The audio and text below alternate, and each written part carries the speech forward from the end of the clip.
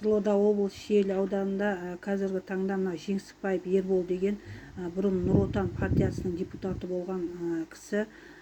Сізге айтатыным, сіз мынау жеке жаңа қожалық ашып, мынау жаңағы Магонит деген мынау жаңағы организацияны ашып, мынау Ушеш жақта АДЦ, сол жаңағы Магонит деген жаңағы мекемеде сіздің арнайы техникаларыңыз бар. Сол техникалардың бензині қайда? Техника қайда? Сіздер мынау Нәлібаев келетін кезде бір рет мен көрдім, сіздер мынау суды шашып, әрі шөткілейтін бір мәшине бар, техникаларыңыз. Сонымен сіздер тротуардың бойын, мынау Шиеліге кіреберіс, мынау жаңа Дәулеткерей көшесін тазалап жүргендеріңізді көрдім.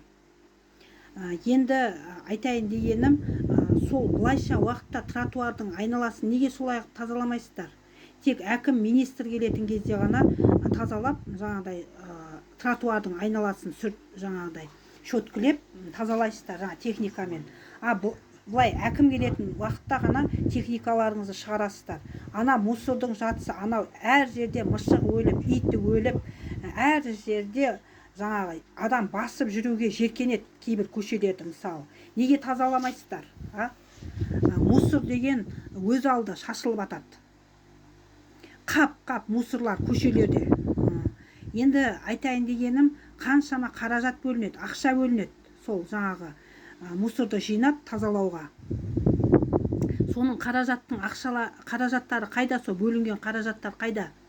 Сол жаңағы техниканың бензинге бөлінген ақша, сосын мына жаңағы кенттен бөлінеді дейді. Негізі ол Амангелді бір рет айтқан, Амангелді мен жаңағы ақша аударам, жаңа тендердан өтеді, ақша аударғаннан кейін барып жандай жұмыс дейді. Ол жұмыс сапасына қарап аударамыз деген. Сіздер общем сапалы тірлік істеп атқан жоқсыздар қазір. Сіздер тек махинация істеп отырсыздар. Әкім келген кезде көлікті шығарасыздар, неше түрлі көлік, өмір көрмеген көліктеріміз шығады әкім келетін кезде. Ал былайша уақытта анау тротуардың бойын жаңа қапқа салып, жаңа әйел кісілерге не тылда еңбек етіп жатыр ма, баяғыдан үлгілі каналын шаптық дейтін еді әжеміз. Сол сияқты топырақ тасып әйелдерге. Бастарыңызға не көрінді?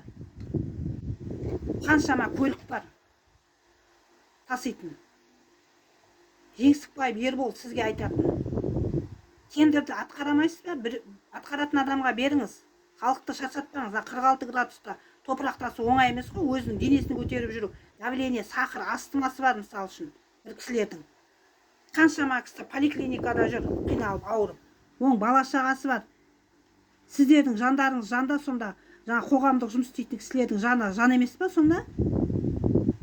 Сіздер де сыбырыңыздар онда бірге шығып. Мен талап етемін, техникаға, сосын жаңағы бензинге бөлінген ақша қайда кетіп жатыр?